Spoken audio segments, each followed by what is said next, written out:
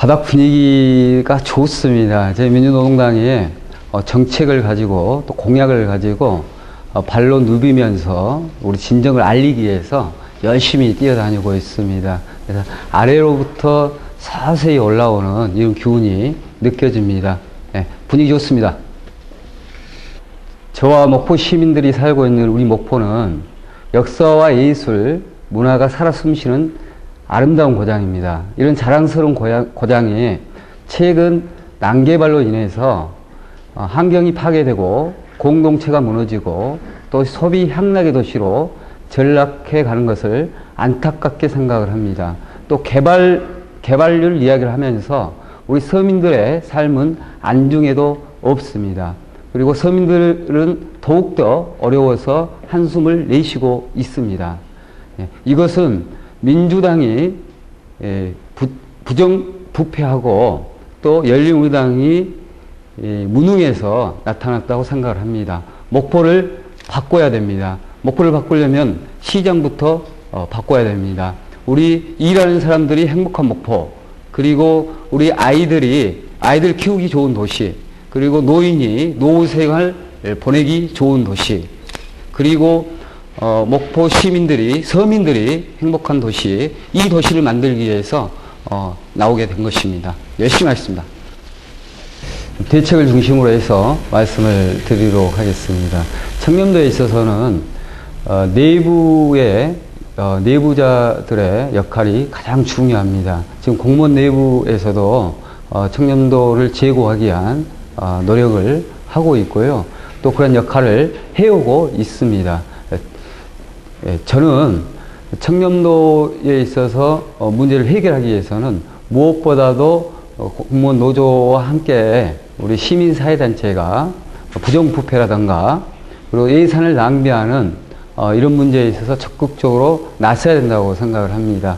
그래서 감시센터를, 부정부패 예산 낭비 감시센터를 만들도록 하겠습니다. 두 번째는 우리 도시계획위원회의 문제를 지적 아니할 수 없습니다. 도시계획위원회가 폐쇄적이라는 이런 진단을 말씀들을 많이 하십니다. 도시계획위원회는 안건에서부터 그리고 안건 과정 그리고 안건 결과를 시민들에게 공개해야 됩니다. 공개될 수 있도록 그 장치를 마련하겠습니다. 주민 다수에게 영향을 미칠 수 있는 중요한 사안에 있어서는 1년 전부터 주민들에게 열람할 수 있도록 비치하고 공개해야 된다고 생각을 합니다. 이것이 청렴도를 제고할 수 있는 방안이 될 수 있을 것 같습니다. 네. 저희 당에서 여러 각도에서 검토를 이미 했습니다. 지금 현재 2006년 1월부터 좀 금액이 대폭 낮아졌습니다. 작년 공사 금액에 있어서는 2천만에서 1,000만 원 이렇게 낮춰졌고요. 지금 물품 구입에 있어서는 500만 원입니다. 예. 그런데 지금 순천의 예를 들어보면은 순천에 있어서는 공사 금액까지 500만 원으로 하고 있습니다. 근데 여러 가지 문제가 또 발생하고 있습니다.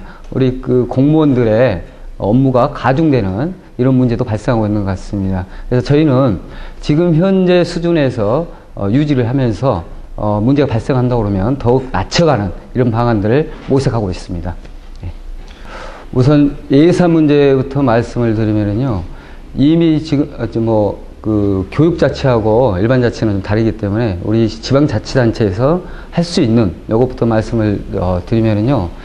저희 이제 3%까지 교육 경비 보조금을 편성하도록 이미 되어 있습니다. 근데 지금 지역에서도 27억, 정확히 한 4.8%, 바람직한 거라 생각을 합니다. 저희들은 6에서 7%까지, 예산을 올려서 해야 된다는 생각이 들고요. 또 쓰임이 대단히 중요합니다. 저희 사회 양극화를 이야기를 하는데요.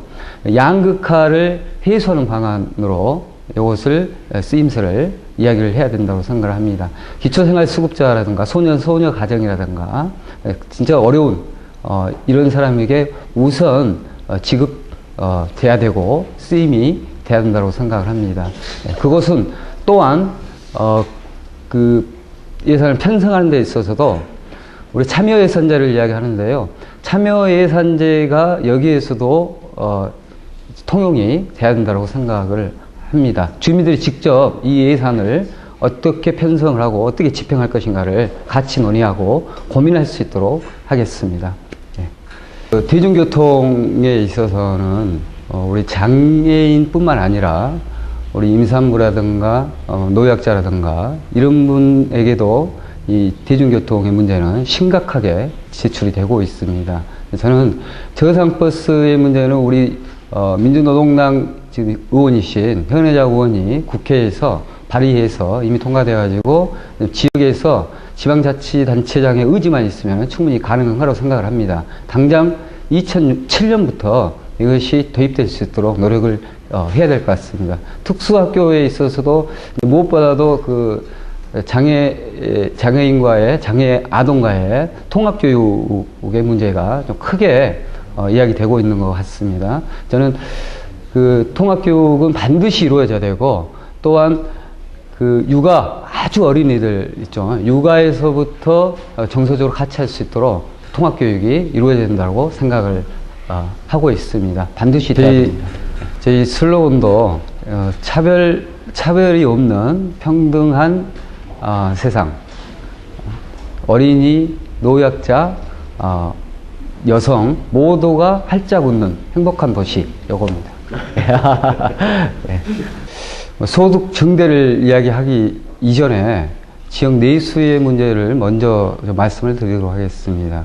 지역 내수의 문제가 심각한 것은 다름이 아니고 지금 건설 경기 이야기 많이 합니다. 건설 이야기를 하는데요. 건설을 하면서 지금 대기업이 거의 지역에 내려와서 건물을 짓고 있습니다.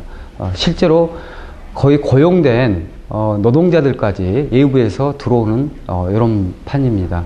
그리고 아파트를 지어서 외부 대기업에 우리 목돈이 다 빠져나가는 것이 또 문제가 있습니다. 그리고 작년 홈플러스 문제에서 봤듯이 대형 할인마트 문제 심각합니다. 1년에 1,700억 이상이 지금 지역에서 빠져나가고 있습니다. 주머니 돈까지도 싹 빠져나가는 것입니다. 이제 지역 내수를 죽이는 문제, 이것을 먼저 고민을 좀 해봐야 될 것 같습니다. 이것은 건설에 있어서 어떤 시각을 가질 것인가, 철학을 가질 것인가, 이 문제가 있을 것 같고요. 이것은 또 다음에 말씀을 드리면 좋을 것 같고요. 또 영세 상인들의 경제를 활성화하는 방안에 있어서는 재래시장을 활성화하는 거 이미 조례로 만들어져 있습니다. 이것을 체계적으로 잘 하는 것이 하나 있을 것 같고요. 대형 할인마트의 규제를 어떻게 하냐, 이건 대단히 또 중요합니다. 지방자치단체에서도 이것을 적극적으로 개입하고 또 조례로 만들어 갈 것 같습니다. 이 시간 규제라든가 휴일 규제라든가 이런 건 충분히 가능하리라고 생각을 합니다. 또 현지 법이나 이런 문제도 고려해 볼 이런 문제라고 생각을 합니다. 그리고 저희 경제적인 것에 있어서는 대기업을 데려오는 것도 중요합니다. 근데 지금 모든 지방자치단체장의 시장들이 대기업을 유치하겠다고 이야기를 했습니다. 근데 이 대기업이 내려와서 지역 경제에 도움이 저는 되지 않았다고 생각을 합니다. 또 지역 대기업을 내리기 위해서 쓸데없는 시간과 예산을 낭비하고 있다고 생각합니다. 작년 보궐선거에서도 쌍용 자동차를 끌어내리겠다고 양당에서 이야기를 했습니다. 그런데 쌍용 자동차가 지금 온데간데 없습니다. 이처럼 실현 불가능한 이런 공약보다는 오히려 토속적인 지역 토대의 근간이 되고 있는 우리 대들보가 되고 있는 중소기업을 살리는 것이 우선 돼야 됩니다. 이 중소기업의 활로를 찾는 것이 지역 경제를 찾는 데 있어서 첫 번째 하도가 또 될 수가 있을 것 같습니다. 이것은 그 기술지원센터를 통해서 중소기업 기술 진흥청이라든가 우리 학계에 계신 분이라든가 전문가들이 시민들이 참여해서 기술지원센터를 통해서 부가가치가 높은 기술을 제공을 해서 상품을 만들어내고, 이를 통해서 중소기업이 살아나고, 이를 통해서 우리 일하는 사람들이 근로 조건들이 향상되는, 이것이 대단히 좀 중요한 거라고 생각을 합니다. 그리고 지역 경제를 살릴 수 있는 고용위원회도 또한 중요합니다. 저희들이 복지 분야에 많은 공약을 만들었습니다. 우리는 건물을 지어도 공공도서관을 짓고 공공어린이집을 짓고 이렇게 공공병원을 짓겠습니다. 이런 데 있어서 고용이 또 창출이 됩니다. 공공부문에서도 다양한 부분에서 고용이 창출이 될 수 있을 거라고 생각합니다. 이것이 저희 지역 경제를 살리는 것이고, 지역 서민들의 소득 증대를 높일 수 있는 방안이라고 생각을 합니다. 일단 먼저 그 정당 공천에 있어서는 책임 정치가 돼야 하기 때문에 저는 정당 공천이 기초원도 돼야 된다고 생각을 합니다. 우리 민주노동당의 정책이기도 합니다. 이제 문제는 공천에 있어서 잡음은 그 내부의 민주적인 체계가 잘못되어 있어서 그런다고 생각을 합니다. 민주노동당은 이 당원들이 직접 후보를 선출하게 되어 있습니다. 그리고 CMS 당원 1만 원 이상을 3개월 동안 밀리지 않은, 그리고 4개월 가입한 지 4개월 된 이 당원들이 선거권과 피선거권을 갖습니다. 그래서 내부의 당 내의 민주적 절차를 갖는 문제가 무엇보다도 중요하다고 생각을 합니다. 저는 지금의 공천 문제가 일어나고 있는 것은 그 정당의 민주적 절차에 있어서의 문제가 있어서 나타나는 문제라고 생각을 합니다. 그 문제가 해결돼야 됩니다. 매니페스토 관련해서는 이미 저희들 4월에 전국 시천연대가 있습니다. 거기에 가입을 했고요. 가입을 해서 활동을 하고 있고, 저도 뭐 배지도 오고 선언을 이미 했습니다.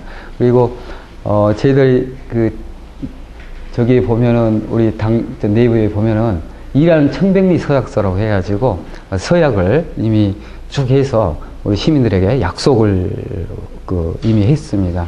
그리고 공약도 정책도 매니페스토식으로 해서 정책을 좀 만들었습니다. 완료를 시켰고요. 5월 15일 날 지금 기자회견을 통해서 발표를 하려고 합니다.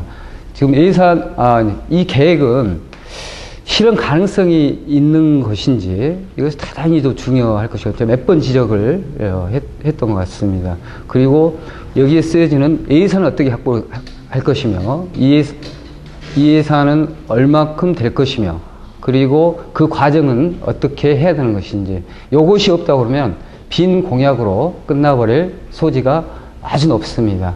저희들은 반드시 그 서약을 지킬 수 있도록 하겠습니다. 좀 간단히 말씀드리면은 우리 참여예산제입니다. 참여예산제는 2007년에 전면 검토를 하려고 합니다. 일단 1단계는 참여 예산의 시 예산을 전면 시민들에게 공개하는 것이 1단계입니다. 이것으로부터 개혁이 시작이 된다고 시작을 합니다.